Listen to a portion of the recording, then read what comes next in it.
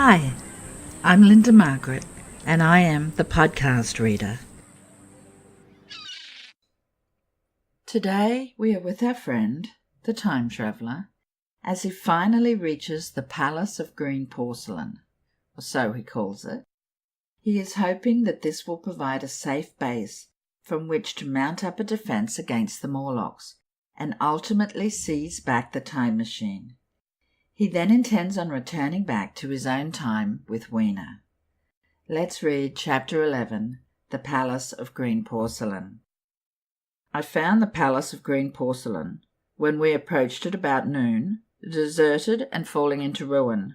Only ragged vestiges of glass remained in its windows, and great sheets of the green facing had fallen away from the corroded metallic framework. It lay very high upon a turfy down, and looking north-eastward before I entered it, I was surprised to see a large estuary, or even creek, where I judged Wandsworth and Battersea must once have been. I thought then, though I never followed up the thought, of what might have happened, or might be happening, to the living things in the sea. The material of the palace proved on examination to be indeed porcelain, and along the face of it I saw an inscription in some unknown character. I thought, rather foolishly, that Weena might help me to interpret this, but I only learned that the bare idea of writing had never entered her head. She always seemed to me, I fancy, more human than she was, perhaps because her affection was so human. Within the big valves of the door, which were open and broken, we found, instead of the customary hall, a long gallery lit by many side windows. At the first glance, I was reminded of a museum. The tile floor was thick with dust, and a remarkable array of miscellaneous objects was shrouded in the same grey covering. Then I perceived, standing strange and gaunt in the centre of the hall, what was clearly the lower part of a huge skeleton. I recognized by the oblique feet that it was some extinct creature, after the fashion of the Megatherium. The skull and the upper bones lay beside it in the thick dust, and in one place, where rainwater had dropped through a leak in the roof, the thing itself had been worn away. Further in the gallery was the huge skeleton barrel of a brontosaurus. My museum hypothesis was confirmed. Going towards the side, I found what appeared to be sloping shelves, and clearing away the thick dust, I found the old familiar glass cases of our own time. But they must have been airtight to judge from the fair preservation of some of their contents. Clearly, we stood among the ruins of some latter-day South Kensington. Here, apparently, was the paleontological section, and a very splendid array of fossils it must have been, though the inevitable process of decay that had been starved off for a time, and had, through the extinction of bacteria and fungi, lost 99 hundredths of its force, was nevertheless, with extreme sureness, if with extreme slowness, at work again upon its treasures. Here and there I found traces of the little people, in the shape of rare fossils, broken to pieces or threaded in strings upon reeds, and the cases had in some instances been bodily removed, by the Morlocks, as I judged. The place was very silent. The thick dust deadened our footsteps. Weena, who had been rolling a sea urchin down the sloping glass of a case, presently came, as I stared about me, and very quietly took my hand and stood beside me. And at first I was so much surprised by this ancient monument of an intellectual age that I gave no thought to the possibilities it presented. Even my preoccupation about the time machine receded a little from my mind. To judge from the size of the place, this Palace of Green Porcelain had a great deal more in it than a gallery of paleontology. Possibly historical galleries, it might be, even a library. To me, at least in my present circumstances, these would be vastly more interesting than this spectacle of old-time geology in decay. Exploring, I found another short gallery running transversely to the first. This appeared to be devoted to minerals, and the sight of a block of sulphur set my mind running on gunpowder. But I could find no saltpetre, indeed no nitrates of any kind. Doubtless they had deliquesced ages ago. Yet the sulphur hung in my mind and set up a train of thinking. As for the rest of the contents of that gallery, though on the whole they were the best preserved of all I saw, I had a little interest. I am no specialist in mineralogy, and I went down a very ruinous aisle running parallel to the first hall I had entered. Apparently this section had been devoted to natural history, but everything had long since passed out of recognition. A few shriveled and blackened vestiges of what had once been stuffed animals, desiccated mummies in jars that had once held spirit, a brown dust of departed plants, that was all. I was sorry for that, because I should have been glad to trace the patient readjustments by which the conquest of animated nature had been attained. Then we came to a gallery of simply colossal proportions, but singularly ill-lit, the floor of it running downward at a slight angle from the end at which I entered. At intervals white globes hung from the ceiling, many of them cracked and smashed, which suggested that originally the place had been artificially lit. Here I was more in my element, for rising on either side of me were the huge bulks of big machines, all greatly corroded and many broken down, but some still fairly complete. You know I have a certain weakness for mechanism, and I was inclined to linger among these. The more so, as for the most part they had the interest of puzzles, and I could make only the vaguest guesses as to what they were for. I fancied that if I could solve their puzzles, I should find myself in possession of powers that might be of use against the Morlocks. Suddenly, Weena came very close to my side, so suddenly that she startled me. Had it not been for her, I do not think I should have noticed that the floor of the gallery sloped at all. Footnote: it may be, of course, that the floor did not slope, but that the museum built into the side of a hill. Editor. The end I had come in was quite above ground, and was lit by rare slit-like windows. As you went down the length, the ground came up against these windows, until at last there was a pit like the area of a London house before each, and only a narrow line of daylight at the top. I went slowly along, puzzling about the machines, and had been too intent upon them to notice the gradual diminution of the light, until Weena's increasing apprehensions drew my attention. Then I saw that the gallery ran down at last into a thick darkness. I hesitated, and then as I looked round me, I saw that the dust was less abundant and its surface less even. Further away, toward the dimness, it appeared to be broken by a number of small, narrow footprints. My sense of the immediate presence of the Morlocks revived at that. I felt that I was wasting my time in the academic examination of machinery. I called to mind that it was already far advanced in the afternoon, and that I had still no weapon, no refuge, and no means of making a fire. And then down in the remote blackness of the gallery I heard a peculiar pattering, and the same odd noises I had heard down the well. I took Weena's hand. Then, struck with a sudden idea, I left her and turned to a machine from which projected a lever, not unlike those in a signal box. Clambering upon the stand and grasping this lever in my hands, I pulled all my weight upon it sideways. Suddenly, Weena, deserted in the central aisle, began to whimper.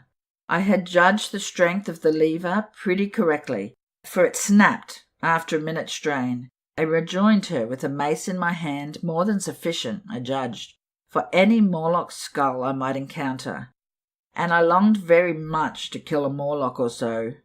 Very inhuman, you may think, to want to go killing one's own descendants, but it was impossible, somehow, to feel any humanity in the things.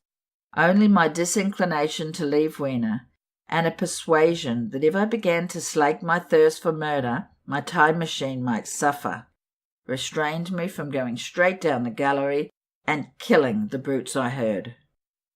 Well, mace in one hand and Weena in the other, I went out of that gallery and into another and still larger one, which at the first glance reminded me of a military chapel hung with tattered flags. The brown and charred flags that hung from the sides of it I presently recognized as decaying vestiges of books. They had long since dropped to pieces, and every semblance of print had left them. but here and there were warped boards and cracked metallic clasps that told the tale well enough. Had I been a literary man, I might, perhaps, have moralized upon the futility of all ambition. But as it was, the thing that struck me with keenest force was the enormous waste of labour to which this sombre wilderness of rotting paper testified. At the time I will confess that I thought chiefly of the Philosophical Transactions and my own 17 papers upon physical optics. Then, going up a broad staircase, we came to what may once have been a gallery of technical chemistry, and here I had not a little hope of useful discoveries. Except at one end, where the roof had collapsed, this gallery was well preserved. I went eagerly to every unbroken case, and at last, in one of the really airtight cases, I found a box of matches. Very eagerly I tried them. They were perfectly good. They were not even damp. I turned to Weena. "Dance!" I cried to her in her own tongue, for now I had a weapon indeed against the horrible creatures we feared. And so, in that derelict museum, upon the thick, soft carpeting of dust, to Weena's huge delight, I solemnly performed a kind of composite dance, whistling "The Land of the Leal" as cheerfully as I could. In part it was a modest can-can, in part a step dance, in part a skirt dance, as far as my tailcoat permitted, and in part original, for I am naturally inventive, as you know. Now, I still think for this box of matches to have escaped the wear of time for immemorial years was a most strange, as for me it was a most fortunate thing. But oddly enough, I found a far unlikelier substance, and that was camphor. I found it in a sealed jar, that by chance, I suppose, had been really hermetically sealed. I fancied at first that it was paraffin wax, and smashed the glass accordingly. But the odour of camphor was unmistakable. In the universal decay this volatile substance had chanced to survive, perhaps through many thousands of centuries. It reminded me of a sepia painting I had once seen done from the ink of a fossil belemnite that must have perished and become fossilized millions of years ago. I was about to throw it away, but I remembered that it was inflammable and burned with a good bright flame. Was, in fact, an excellent candle, and I put it in my pocket. I found no explosives, however, nor any means of breaking down the bronze doors, and yet my iron crowbar was the most helpful thing I had chanced upon. Nevertheless, I left that gallery greatly elated. I cannot tell you the story of that long afternoon.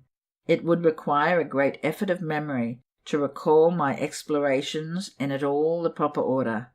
I remember a long gallery of rusting stands of arms, and how I hesitated between my crowbar and a hatchet or a sword. I could not carry both, however, and my bar of iron promised best against the bronze gates. There were numbers of guns, pistols, and rifles. The most were masses of rust, but many were of some new material, and still fairly sound. But any cartridges or powder that may once have been had rotted into dust.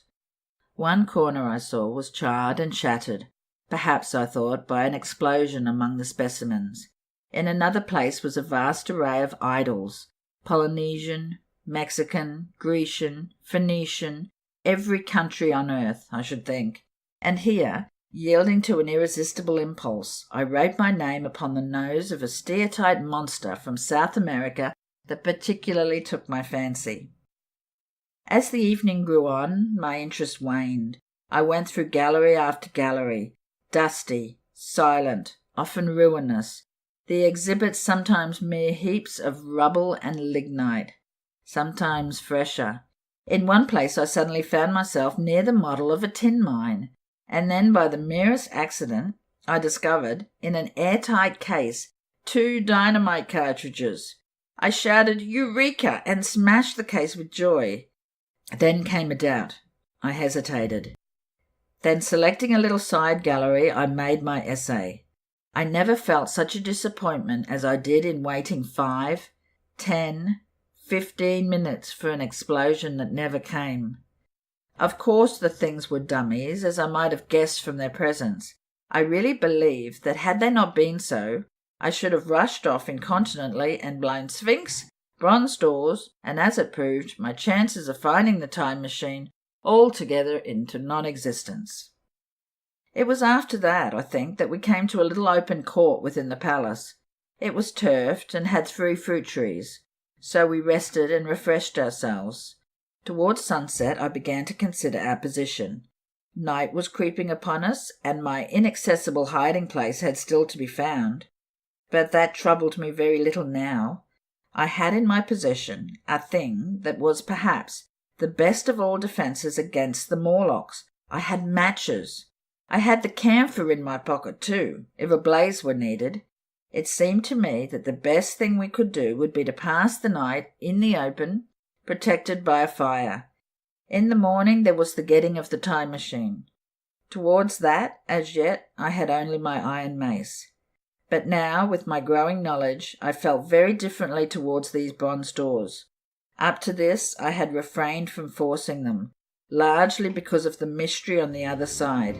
They had never impressed me as being very strong, and I hoped to find my bar of iron not altogether inadequate for the work. So, the Palace of Green Porcelain has turned out to be very promising indeed. It seems to be a museum of a sort, and the time traveller is soon armed with a lever, which he can use as a mace, a box of matches, and some camphor. The time traveller wanders through room after room, with little concern of the Morlocks, for he was in possession of the matches. Eventually he settles down to light a fire and sleep, with the intention of using his bar of iron to break into the base of the White Sphinx and retrieve his time machine. Until tomorrow, this is Linda Margaret, and I am the podcast reader.